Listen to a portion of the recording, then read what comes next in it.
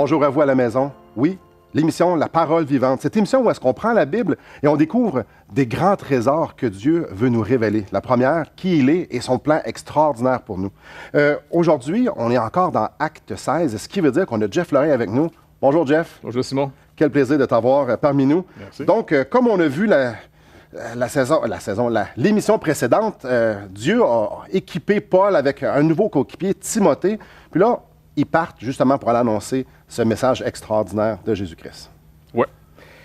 Et justement, Timothée, après avoir été circoncis, parce qu'il est d'origine juive par sa mère, comme on avait vu la dernière fois, eh bien là, il va être capable aussi de rendre témoignage plus facilement aux Juifs, car l'Évangile s'adresse d'abord aux Juifs et le restant des nations du monde. Maintenant, Paul va surtout former Timothée à penser différemment maintenant. Avant, sous l'Ancienne Alliance, le Juif connaissait la loi de Dieu comme le chrétien. Oui. La loi n'a pas été abolie, elle est toujours en vigueur. Par contre, le Juif qui était sous la loi, sous la condamnation de cette loi, même s'il la mettait en pratique, elle mettait en lumière qu'il n'atteignait quand même pas le but. Par contre, cette loi de Moïse contenait aussi en promesse l'Évangile. Et ça se manifestait par les sacrifices, par exemple l'agneau à Pâques, ou encore les sacrifices quand on péchait, ainsi de suite, le temple. Il y avait plein de symboles qui nous rappelaient, par contre, il y a une espérance. Ce n'est pas juste la loi qui était donnée, c'était la loi et l'espérance, et l'Évangile. Maintenant, Timothée est élevé toute sa vie là-dedans. Paul vient vers lui en lui expliquant, regarde, tu te rappelles que tout ce qu'on espérait, nous, en tant que peuple juif, de la part de Dieu, a été parfaitement accompli en Jésus-Christ. C'était lui, l'agneau de Dieu, qui enlève le péché du monde. Alors, quiconque lui fait confiance, par lui, il est sauvé. Fait que Timothée a mis sa confiance en lui, comme sa mère et sa grand-mère. On ne sait pas pour son père, par contre. On n'entend plus parler de son père. Mais on sait sa mère, sa grand-mère. Oui. Et là, il va dire maintenant, tu dois apprendre, non pas à vivre dans l'espoir que ça va être accompli, mais tu dois vivre maintenant dans l'espoir que c'est accompli. Maintenant, Dieu t'est favorable. La guerre entre les humains et Dieu est terminée. Réconcilié. On est réconciliés par Jésus-Christ. On parle de paix. Oui. Quiconque veut, vienne maintenant. Si je refuse cette paix que Dieu m'offre, alors je suis encore en guerre contre Dieu. Quel appel incroyable. Ben oui. La réconciliation entre le pécheur, et ce que nous sommes tous, et un Dieu 3 fois saint, est maintenant possible par l'entremise de Jésus-Christ. Et donc, cet appel-là est pour tous. Allez le dire aux nations, tout le monde peut être réconcilié avec Dieu. Exactement, oui. Même le pire pécheur? Oui, bien écoute, un des derniers que Jésus, finalement, annonce sa paix, c'est quand il est en train de mourir sur la croix, tu as le bandit à côté. Et Lui, le bandit qui est à côté, là... Il méritait d'être là. Oui, oui, parce que ça, on l'appelle le bon larron. C'est comme, on pourrait dire, le bon mafioso puis le mauvais mafioso. Ils sont tous les deux mauvais. C'est ça. Donc, mais il y en a un qui, à un moment donné, s'arrête. Et là, reconnaît que Jésus-Christ, lui, il est là, pas à cause de ses fautes à lui.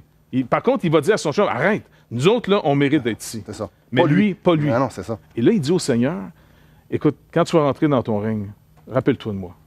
Tiens, oublie-moi pas, s'il vous plaît. Et quelle parole de Jésus. Hey, écoute, pendant qu'il est en train d'agoniser, il se retourne, ce soir même, tu vas être avec moi au paradis. Tu sais, le gars, là, il n'y a rien pour être sauvé, il n'y a rien qu'il peut faire. Il est cloué sur Dieu, il est en train de mourir des conséquences d'une vie que même les humains condamnent. Et là, le Seigneur lui offre un parfait pardon et en disant, je t'invite chez nous. Lui est mort avec l'assurance Oui. qu'à la seconde que ses yeux se fermeraient, que sa vie terminerait ici-bas, il s'en allait au ciel. Exactement. Wow. Et ici, on retourne dans Acte 16. Ces gars-là, qui ont été rachetés, qui ont eux aussi reçu ce pardon-là de leurs péchés sur la simple base de la foi, de ce que Jésus-Christ avait fait. Donc, ils disent, hey, faut qu'on en parle. Exactement. On y va. Donc, on y va à tout le monde. Exactement. C'est pour ça qu'il essaie de trouver une stratégie. L'apôtre Paul était quelqu'un qui a cette mission maintenant d'aller annoncer au monde entier, lui et tant d'autres, mais surtout lui, c'est son histoire, lui, qu'on suit. Eh bien, finalement, il y a une stratégie. Il a commencé d'abord par Jérusalem. Là, ils sont partis vers l'île de Chypre avec son premier compagnon d'œuvre qui était Barnabas. Qui venait de là. Qui venait de là. Donc, il a commencé par les choses pratiques. Hein? Barnabas, tu viens de Chypre, on va aller à Chypre. On va aller chez vous, on va commencer dans ton milieu. De là, ça a donné un contact parce que le gars qui est en charge, le Romain qui était en contrôle de l'île, il a été vivement touché par l'Évangile. Il a cru et il a sûrement dit, allez voir ma famille.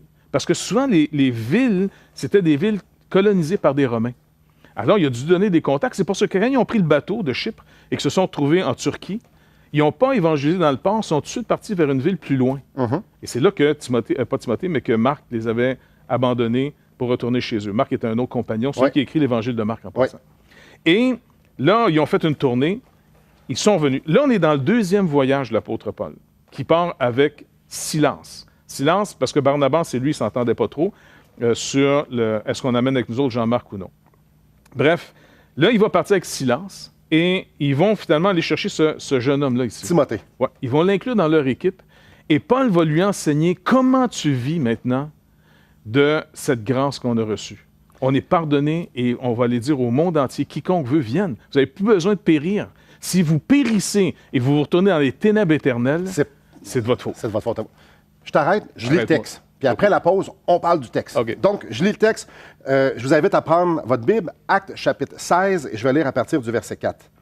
En passant par les villes, il recommandait aux frères d'observer les décisions des apôtres et des anciens de Jérusalem.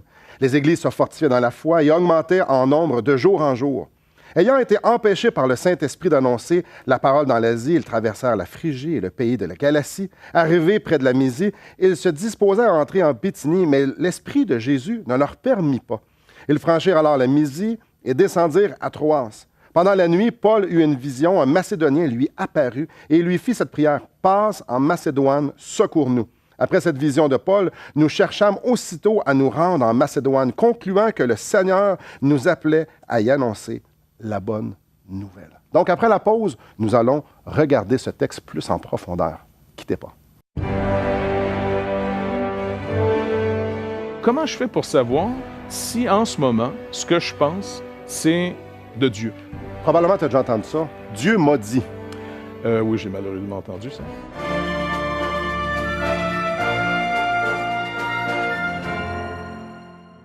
Assistez à un merveilleux déjeuner de l'espoir dans votre région. Un invité vous racontera comment Dieu a transformé sa vie et comment son cœur, souffrant, a trouvé une joie indicible en développant une relation personnelle et intime avec Dieu et son Fils Jésus-Christ. Des églises locales organisent de tels déjeuners dans plusieurs régions du Québec. Découvrez où et quand vous pouvez assister à un déjeuner de l'espoir dans votre région en visitant le site espoir.ca et en cliquant sur l'onglet « Déjeuner ».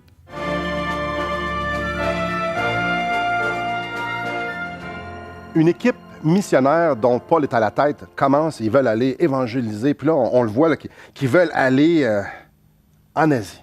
Ouais. Et il y a deux termes ici qui, probablement, que les auditeurs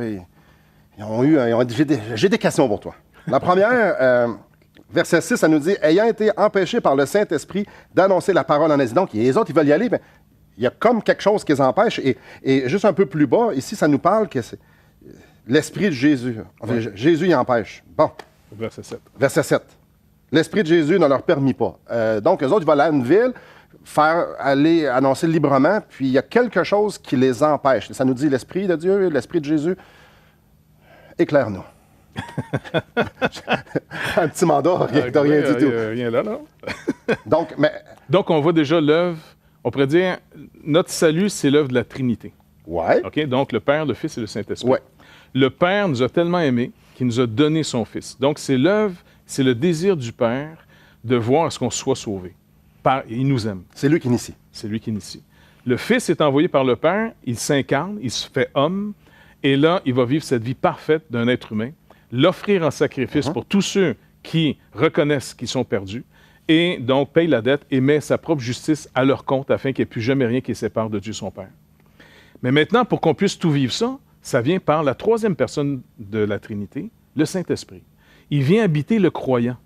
C'est lui qui donne la vie éternelle. C'est lui que Jésus dit, il va prendre tout ce qui est à moi pour vous le donner. Et même, j'ajoute quelque chose, Jésus, il dit, ça vous est profitable que je m'en aie, parce que je vais vous envoyer un consolateur. Donc, Jésus est à l'extérieur des croyants, et là, je vais vous envoyer quelqu'un qui va être à l'intérieur de vous, qui va vous communiquer ma vie.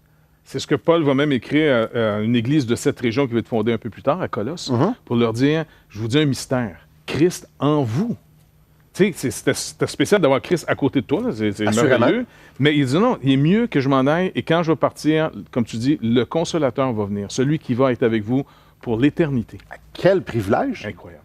Donc, on a la troisième personne de la Trinité en dedans de nous, oui, qui nous dirige. Exactement. Et là, on voit qu'eux, ils ne partent pas à l'aventure n'importe comment. Ils cherchent une stratégie pour trouver les centres les plus influents afin d'y établir une église qui, elle, va continuer à connaître le Seigneur pour le faire connaître et rayonner vers des villes plus petites et des villages. Donc, ils se sont fait une stratégie.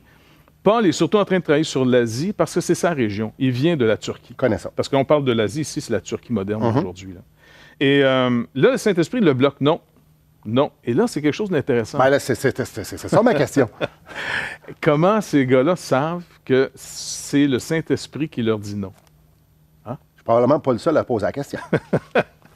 Et donc, ça, c'est le côté, on pourrait dire, quasiment dangereux de notre vie chrétienne.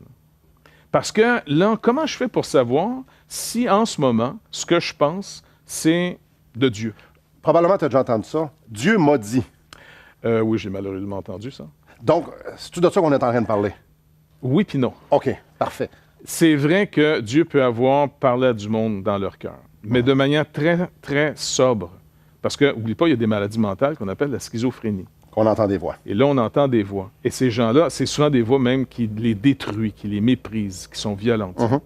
Fait que je parle pas de cette sphère-là. OK. OK, c'est pas dans ce domaine-là. C'est beaucoup plus fin. Selon les Écritures, ça peut venir par un songe.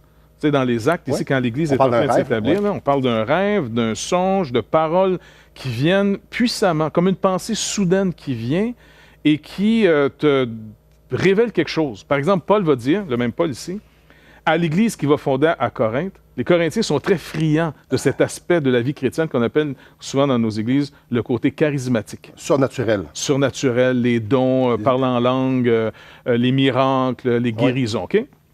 Alors, les Corinthiens, ils en veulent. Fait que Paul leur dit, écoutez, on va mettre un peu d'ordre là-dedans.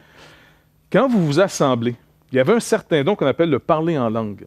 C'était finalement, quelqu'un recevait par le Saint-Esprit une langue qu'il n'avait jamais apprise et qui se mettait à la parler. Une vraie langue. Une vraie langue. Une langue qui appartenait comme nous, par exemple, l'allemand. Oui, parce que Paul dit, toute langue est adressée à quelqu'un. Tu ne parles pas une langue que personne ne connaît. En d'autres mots, ça parle à personne, tu vois. Fait que, mais il dit par contre aux Corinthiens, quand vous vous mettez à parler en langue, il ne met même pas en doute si c'est vrai ou faux leur affaire. Quand vous le faites. Quand vous le faites, là, est-ce que vous réalisez que même vous ne savez pas ce que vous dites? Donc, votre intelligence demeure stérile. Et ton frère à côté de toi ne peut pas dire « Amen » à ce que tu dis, il ne comprend rien. C'est peut-être vrai, tu donnes d'excellentes actions de grâce à Dieu, mais ton frère ne reçoit pas l'édification. Fait qu'il dit, regardez, si vous aspirez aux dons, aspirez à ceux qui sont les plus utiles, comme celui de la prophétie. Et ici, dans le contexte, un des ouvriers qui est avec Paul, qui s'appelle Silas, dans le chapitre 15, quand ils l'ont présenté au verset 32, Jude et Silas avaient parti de Jérusalem avec l'apôtre Paul. Jude est retourné, Silas est resté. Il dit qui étaient eux-mêmes prophètes. Comment? Les exhortant et les fortifiant par plusieurs discours. C'est des messages inspirants. C'est le docteur, lui, dans son enseignement, parce que les deux enseignent. Oui. Le docteur, quand il enseigne, il te révèle le texte. Il te fait voir des choses que tu as lues souvent, que tu n'as jamais remarquées. Il est vraiment là, fasciné par le texte. L'aspect plus prophétique, ici, dans l'Église primitive, c'est celui qui va mettre les cœurs en lumière. Okay. Parce que Paul dit, si vous prophétisez tous dans votre assemblée quand vous vous réunissez, et quelqu'un du peuple entre, quelqu'un qui est non-croyant, on va dire, et qui vient s'asseoir, et qu'à un moment donné, par vos discours, son cœur est mis en lumière. Les secrets que lui seul connaît, Dieu est en train de les révéler, et puis toi, tu parles, tu fais une parenthèse. En passant, c'est comme j'ai une idée, là, et tu la donnes, et soudain, tu es en train de dévoiler la vie du gars. Là. Et lui, il pense que... Et là, il n'y a personne qui sait ça, sinon Dieu seul. C'est quelqu'un qui l'a dit. Exactement. Et je suis sûr que dans ton ministère en tant que pasteur, quand tu prêches, puis à un moment donné, tu fais une parenthèse, une illustration, il y a des gens, des fois, qui disent... Il regarde sa femme, tu parles au pasteur, toi, là? Ou... Combien de fois quelqu'un m'a dit, j'étais convaincu que c'était à moi que tu parlais, mais moi, j'avais aucune idée que ça se passait dans sa vie. Exactement. Ça, c'est l'aspect où Dieu, dans l'assemblée, il va parler aux gens. Et là, ici, il est en train de leur dire, je veux pas que vous alliez dans telle région. Paul ne comprend pas, OK, il bloque le projet. Parce que le but, c'est d'aller dans l'Évangile. Exactement, puis ils ne le comprennent pas. Mais pas là. C'est ça. On va voir pourquoi après. Ah, et voilà. Wow! Probablement, vous avez plein de questions à propos de ça, à propos de la Bible, à propos de Jésus peut-être. Je vous aimerais vous inviter à nous appeler. 1-877-L'Espoir, 1-877-537-7647. Il va y avoir quelqu'un qui va prendre le téléphone et qui va pouvoir vous conduire dans la parole de Dieu. Et par le fait même, si vous dites « Hey, moi, j'aimerais ça avoir un des cadeaux que Simon offre toujours à l'émission », bref, un DVD de la vie de Jésus. Vous avez juste à le mentionner, ça va nous faire plaisir de vous le faire parvenir.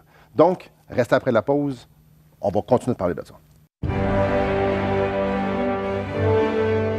Donc, son expérience vient le ramener aux Écritures. Mais quand mon expérience me fait mépriser les Écritures ou négliger les Écritures, alors là, je fais une mauvaise interprétation de mon expérience.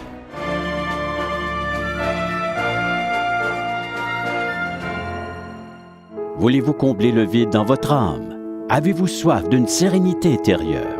La souffrance de votre cœur vous lasse-t-elle? Appelez dès maintenant pour recevoir gratuitement un évangile de Jean pour connaître l'amour de Dieu, un Nouveau Testament pour trouver des réponses à plusieurs de vos questions, le livre Destination finale pour comprendre la nécessité du salut et finalement la Bible et le salut qui nous explique comment recevoir Jésus. Contactez-nous à espoir.ca ou composez 1-877-l'Espoir.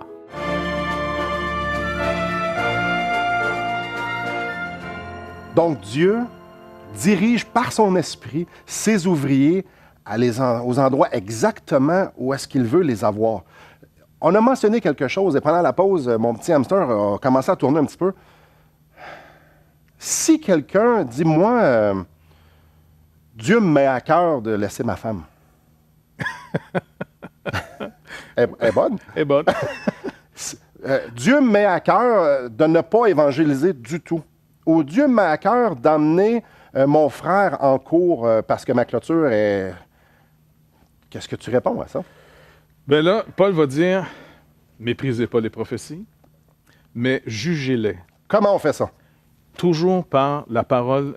Écoute, c'est comme si on pourrait dire, les gens ont l'impression d'avoir des intuitions et ils appellent ça la parole de Dieu. Le Seigneur m'a dit, le Seigneur m'a parlé, OK? Comme tu dis, j'ai l'impression que le Seigneur m'a montré que je devrais divorcer ma femme parce qu'il y en a une plus belle, puis il veut que je sois heureux. Ouais.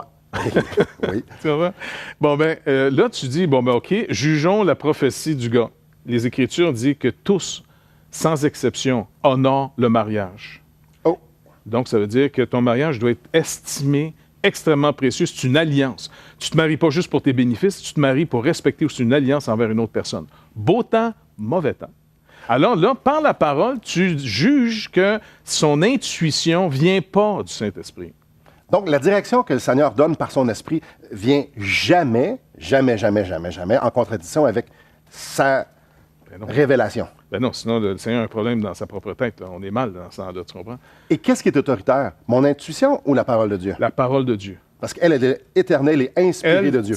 Même l'Épître aux Hébreux donne cette image d'avoir... C'est comme si notre vie, là, on navigue dans une chaloupe, OK? Dans un navire.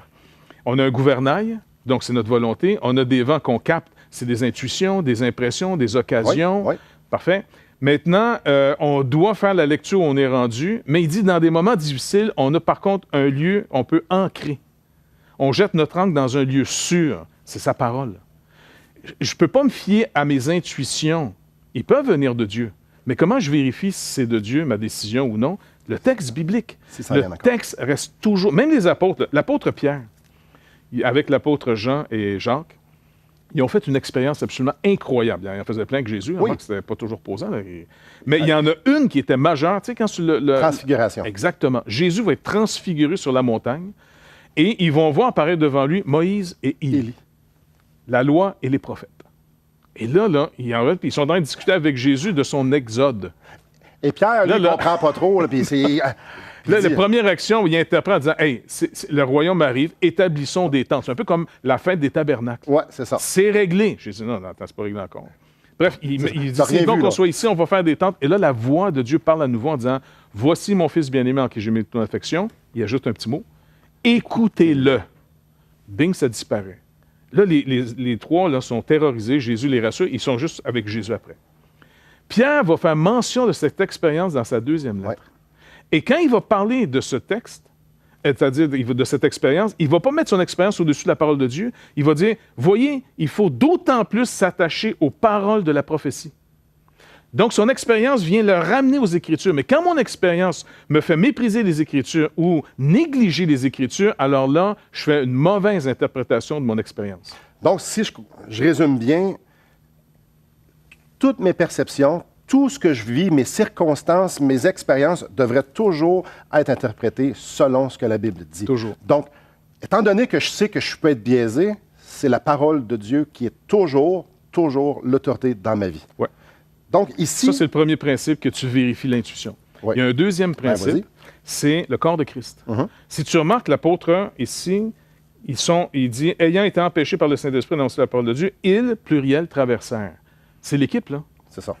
L'Église, là, me garantit, si je suis le seul à avoir une impression, il faudrait que je mette un peu en doute. Si je suis marié, par exemple, et puis que moi, j'ai l'impression que ça me montre de faire telle activité. Puis ta femme dit non, il n'y en a pas question. Elle ne veut pas. Bien là, ou elle n'a pas entendu, mais je ne peux pas la faire sentir coupable.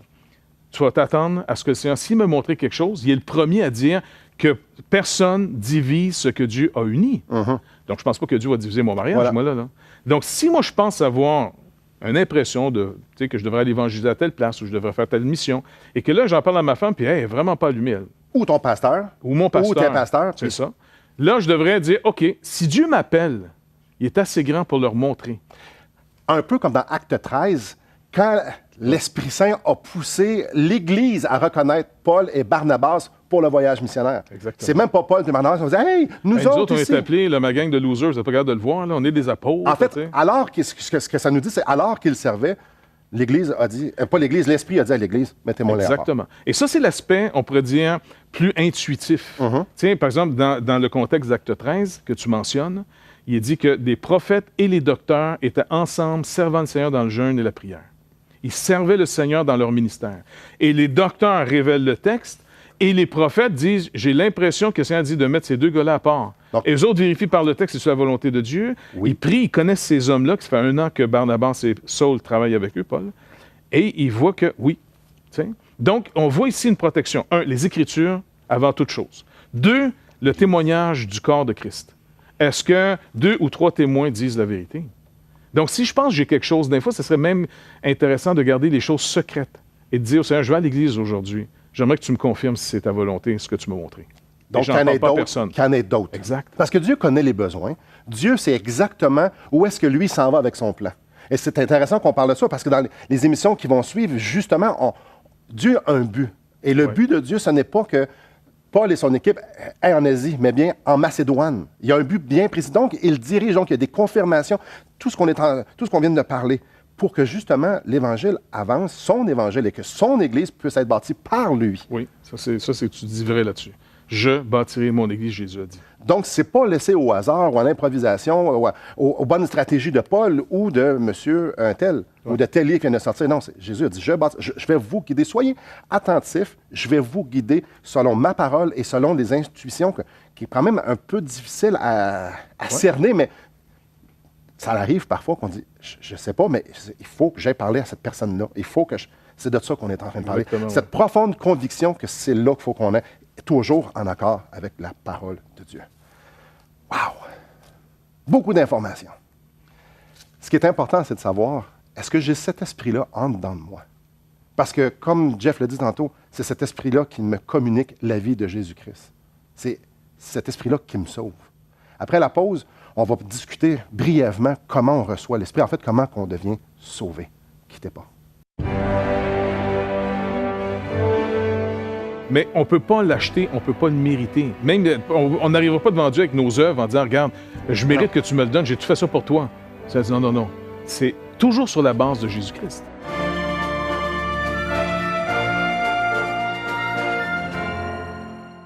Espoirpourlecoeur.org aborde des problèmes que tous peuvent rencontrer un jour. Solitude, culpabilité, manipulation, rébellion et adultère. Chaque problème est clairement défini avec ses symptômes et ses caractéristiques. Des pistes de solutions sont données. Le but du site espoirpourlecoeur.org est d'encourager les chrétiens à s'entraider. Pour participer à l'une de nos conférences, consultez notre site espoirpourlecoeur.org.